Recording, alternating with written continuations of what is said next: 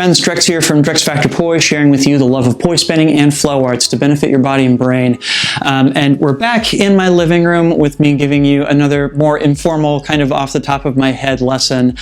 This time we are going to be tackling upstalls, because I think that these are the gateway to learning a lot of more advanced topics when it comes both to stalls as well as just some stuff in general about how poi moves, and can also be helpful for things like isolations too.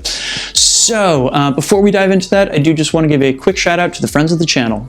Big thanks to Dark Monk, Fire Mecha, Flow Fests, Flow Toys, Juggling Calling, Pyroterror Light Toys, Spinballs, and Ultrapoi for helping to make the videos on this channel possible.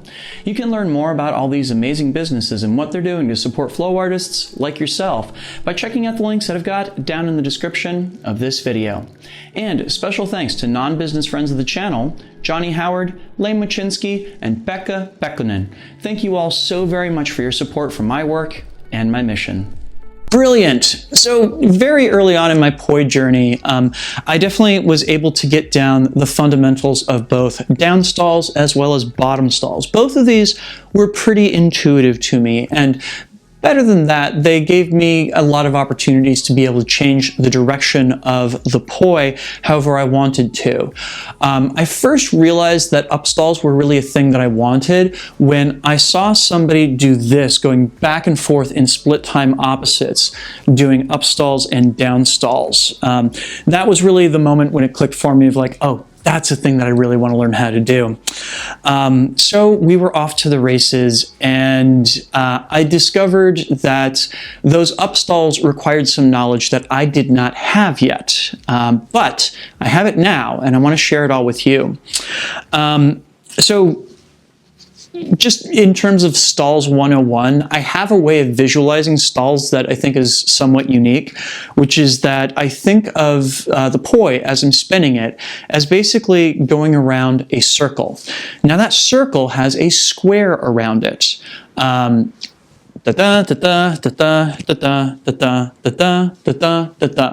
you'll notice as I'm drawing that square, each side of the square is 2 poi lengths, and there's a reason for that, because each side of that square consists of 2 stalls. Let me break down how this works here. So let's say that I'm going to do a down stall over to my right-hand side here. What I'm looking for is that moment when the poi is passing by the point where that circle that it's spinning around touches that side of the square. And when that happens, my hand, like the straight line that I'm drawing with my poi right now, my hand goes along that line, and what'll happen with the poi head is it'll drop straight down that side of the square. And here's where things get interesting. Once the poi head drops straight down 1 poi length, it's going to run out of gas. Let me show you. Boom, like so. If I bring it back the other way, I can do down stall to the other corner. Down to my right, down to my left, down to my right, down to my left. Really all I'm doing here is I'm trying to create a moment wherein I can get the relationship between my hand and poi to work in such a way that I am dropping the poi head straight down for 1 poi length. Yeah? Like so. You can just practice this by itself if you want to. Just like hold the poi head in front of you and see if you can, boom, get your hand to come out to that point. And you'll know that you've nailed it when the poi basically just stops moving. Like if I don't get my hand all the way out there, the poi is going to keep on swinging, right? If I overshoot it, again, the poi keeps swinging. Whereas if I get more or less right where the head was, it just comes to a dead stop. You can even have the hand go a little bit over and down and it'll still work. But basically, you're just trying to get that poi head to drop straight down for 1 length of the poi, right? Now, this knowledge is also helpful for tackling the upstall as well. In fact, it's essential for tackling the upstall. As I was like working on trying to get down upstalls for the longest time, I basically was like doing a pendulum where I was kind of like flinging the poi up a little bit to either side.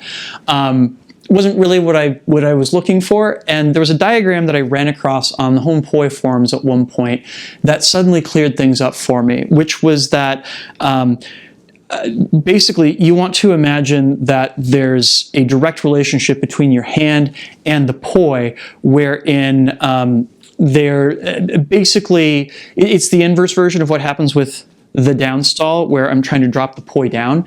Instead, as the poi head goes up, I'm trying to get my hand directly beneath it.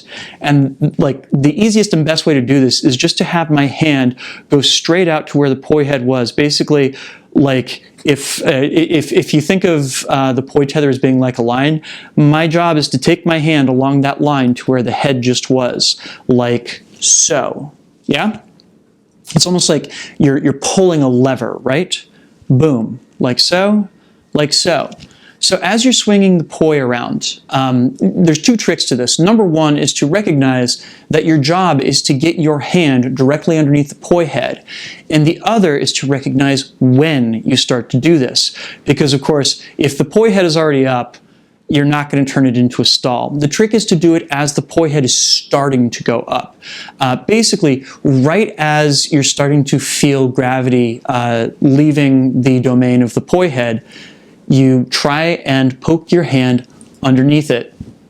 At first, I kind of overemphasized this, where I was almost like kind of tapping up with it, like so, in order to make that stall happen. This is totally fine. If that's what you need to do in order to get that feel of getting underneath the poi head and making this happen, that's totally cool. But the thing you're trying to nail here is really getting your hand to slide underneath that poi head right there. That's the money shot. That's what really makes all of this work. And of course, once you get that down, you can start playing around with doing that same set of stalls in split time opposites that first inspired me to learn to do those up and down stalls. As well as cool things like, you know, stalling up, stalling up, stalling up in opposites, which, you know, is great both for just kind of fun dancey stuff. You know, and of course, it opens you up to being able to do some cool plane changes and things like that too. So there's no shortage of cool stuff that this opens up for you. But yeah, it was definitely an aha moment for me back in the day of seeing that diagram of just like sliding the hand underneath the poi head and realizing that that was the key to the entire thing, like getting this linear relationship to happen, because just like doing the downstall means that you have to get the poi head to drop for one poi length. In order to get the upstall, you need the poi head to go straight up in a straight line for one poi length.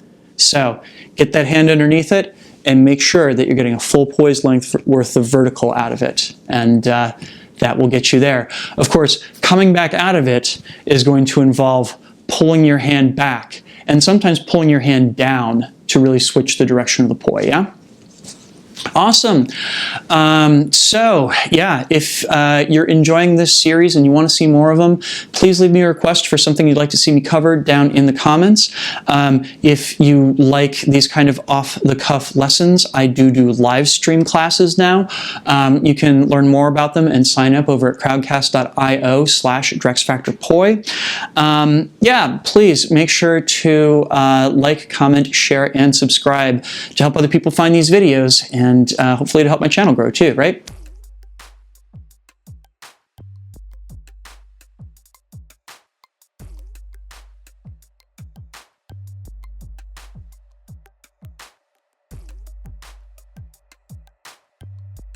And before I set you all off, this video would not be possible if it were not for the kind support of all of these nice people right here.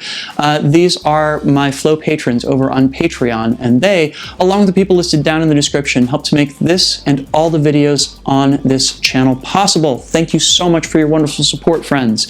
If you out there watching are not currently a supporter and you'd like to become one, you can do that by heading on over to patreon.com/DrexFactorPoi and signing up. You can get access to a whole host of awesome rewards, including a weekly lesson that is exclusive to my Patreon supporters, that is kind of off the cuff like this, that gets delivered to your inbox every week, as well as early access to my content.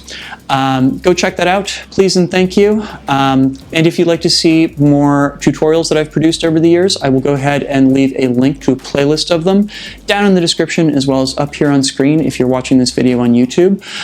Also, YouTube thinks that you like this top video based based upon your past viewing habits, so maybe give that a look as well.